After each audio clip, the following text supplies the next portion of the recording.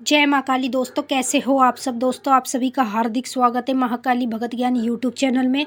तो दोस्तों आज मैं आपको एक ऐसी कहानी सुनाने जा रही हूँ जो कि अगर आप इसको सुनोगे और समझोगे तो आपको इससे काफ़ी ज़्यादा सीख मिलेगी और आप भी आगे के लिए अपनी लाइफ में चौकन्ने हो जाओगे। कभी भी किसी के साथ मतलब कोई भी आप लोगों के साथ कुछ करने को होगा तो आप भी पहले से ही मतलब उस बात को समझ जाओगे और गलत चीज़ों से बच पाओगे। तो ये जो कहानी है थोड़ी सी स्लो मोशन भी है और थोड़ी सी मतलब ऐसी भी है जो कि बंदे को सीख मिलती है इससे। तो चलिए दोस्तों, बताने से पहले मेरी आप सभी से रिक्वेस्ट है, यदि आप हमारे चैनल पे नए हो तो चैनल को सब्सक्राइब कर लीजिएगा, ऑल पे सेट कर लीजिएगा, वीडियो को लाइक कर दीजिएगा और सभी भक्तों को इस वीडियो को ज़रूर शेयर कीजिएगा। कमेंट में जय माँ काली हर हर महादेव ज़रूर लिखना। तो चलिए दोस्तों, एक मेरी मुँह बोली दीदी थी, ठीक है। उसकी थी दोस्त जो कि माता भद्रकाली की भगत थी। माता भद्रकाली की दिन रात पूजा अर्चना करती रहती थी, ठीक है। तो जो मेरी दीदी थी उसकी दोस्त जो थी वो किसी अपने मतलब पड़ोसी के साथ उसका दिखवाने के लिए किसी तांत्रिक के पास गई थी, ठीक है।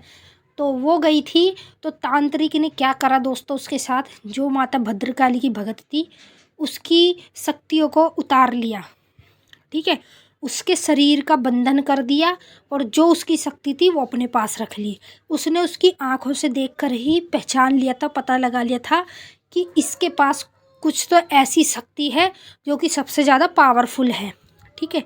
तो उसने उस चीज़ का गलत फ़ायदा उठाया। गलत फ़ायदा ये उठाया कि उसकी शक्ति को उसने अपने पास ले लिया और उसके शरीर का बंधन कर दिया ताकि वो उसके ऊपर सवारी भी आती थी माता भद्रकाली की, ताकि वो कभी भी माता भद्रकाली को बुलाए अपने ऊपर तो माँ भद्रकाली कभी भी उसके ऊपर आए ना, चाहे सवारी रूप में चाहे किसी भी रूप में कभी भी ना आए, ठीक है। तो उसको कुछ पता नहीं था, वो भी ऐसी थी मतलब उसके ऊपर सवारी आती थी, वो ना तो भगत थी, बस सेवा से पूजा पाठ से ही उसने सब कुछ अपनी प्राप्त करा था।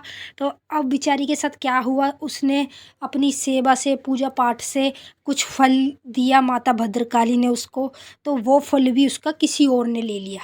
जो कि माता भद्रकाली की सवारी आती थी वो सब चीज़ें बंद हो गई आना, तो काफ़ी ज़्यादा वो परेशान हो गई। तो फिर कुछ टाइम वो मैं भी उससे मिली भी हूँ, ऐसी बात नहीं है, मेरे को भी उसने अपनी कहानी बताई थी। तो उस टाइम पे दोस्तों मैं भी किसी लायक नहीं थी, ठीक है। ये कहानी मैं आपको बता रही हूँ 3-4 साल पहले की कहानी है। तो उस वक्त मैं भी किसी लायक नहीं थी, बट उसने मुझे जब अपनी कहानी बताई थी तो मैं काफ़ी ज़्यादा इमोशन हो गई थी और फिर मुझे सीख भी मिली उसकी कहानी से। तो वो रो रही थी बेचारी, वो कह रही मुझे कुछ पता नहीं चल रहा। पहले तो मुझे माता भद्रकाली सपने के माध्यम में दर्शन देती थी और कभी भी मैं बुलाती थी तो मेरे शरीर पर भी सवारी के रूप में आती थी। और अब पता नहीं क्या हो गया कि मैं बुलाती हूँ तो माता भद्रकाली आती नहीं है और ना ही मुझे सपने के माध्यम में दर्शन देती है। तो मेरी जो शक्ति को किसी ने कुछ कर दिया, उसने मुझे ऐसा बताया। तो मैं भी उस वक्त किसी लायक नहीं थी जो मैं उसको कुछ बता सकती थी, बट मैंने भी सुना उसकी कहानी तो मुझे बहुत ज़्यादा आंसू भी आए कि बताओ। तो उसको दोस्तों क्या हुआ कि माता भद्रकाली से उसने अरदास लगाई। अरदास लगा के जब माता भद्रकाली ने पूरा का पूरा उसका पर्चा उसके आगे खोल के रख दिया, ठीक है। जो कुछ भी गलत उसके साथ हुआ सब कुछ माता भद्रकाली ने उसके आगे खोल के रख दिया कि भाई तेरे साथ ऐसा ऐसा हुआ हुआ है, तू इसको जल्द से जल्द ठीक करवा। उसने माता भद्रकाली ने सब कुछ टोटल जो जो भी हुआ वो सब बता दिया। और फिर उसके बाद उस बेचारी लड़की का इतना दिल दुखी हुआ कि वो किसी पे भरोसा कर बैठी और उसका तो कोई काम भी नहीं था, वो तो केवल उसके साथ गई ही थी, ठीक है।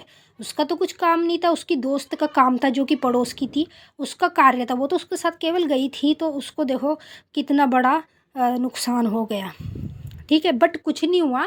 माता भद्रकाली ने उस दुष्ट पापी राक्षस तांत्रिक को इतना दंड दिया कि वो उसके पैर हाथ टूट गए, एक्सीडेंट हो गया, वो किसी भी लायक नहीं है। और उस बच्ची की बेचारी की शक्ति को माता भद्रकाली ने वापिस खोला। जब उसने अरदास लगाई, जब वो माता भद्रकाली के मंदिरों में जाती रही दर्शन करने, तब जाके उसकी शक्ति खुल गई। बाबा भैरवनाथ के मंदिर में भी जाती थी, सभी से विनती करती थी, तो उसकी शक्ति तो खुल गई। जब वो दोबारा फिर माता भद्रकाली को बुलाने लगी तो माँ भद्रकाली उसी रूप में आने लगी और उसके कार्य भी करने लगी, और जो जो रुकावट थी सब एकदम से खुल गई। और जो वो दुष्ट पापी राक्षस था, उसको माता काली भद्रकाली ने इतना बड़ा दंड दिया कि वो किसी भी लायक नहीं रहा, हाथ पैर दोनों चारों टूट गए उसके। तो इसीलिए कहते हैं जो कोई भी व्यक्ति किसी के साथ बुरा करता है तो उसको भी यहीं भुगतना है, इसी धरती पे। वो भगवान सब देखता है, ऊपर वाला, कि कौन किसके साथ क्या कर रहा है क्या नहीं कर रहा। तो मैं आप सभी को भी यही बोलती हूँ कि आप भी केवल हमेशा अच्छाई का साथ दें और अच्छा ही कार्य करें इन चीज़ों में। अगर आप किसी का बुरा करोगे तो उससे भी ज़्यादा बुरा आप लोगों के साथ होएगा।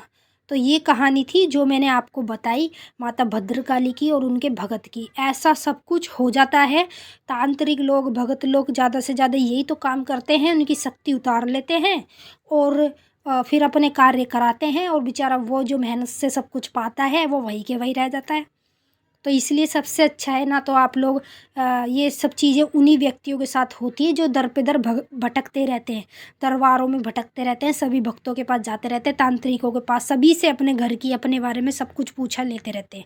ये उन्हीं व्यक्तियों के साथ होता है। तो आप ऐसा कार्य करो ही मत। अगर आपको कोई गुरु नहीं मिल रहा तो मैंने आपको बताया है, अरदास लगाओ, गुरु आपको खुद मिल जाएगा। ठीक है, थोड़ा समय लगेगा, सब चीज़ का समय होता है, जब समय आ जाता है तो कोई नहीं रोक पाता। ठीक है दोस्तों, मैंने आपको ये कहानी जो बताई है 100% रियल है, और आप इस कहानी को ज़्यादा से ज़्यादा सभी भक्तों को भेजना, बताना। तो चलिए दोस्तों, अब हम मिलते हैं आपसे नेक्स्ट वीडियो में। तब तक के लिए जय माँ काली, हर हर महादेव। माता काली आप सभी का कल्याण करे, खुश रहे आप और खुश रहे आपका परिवार।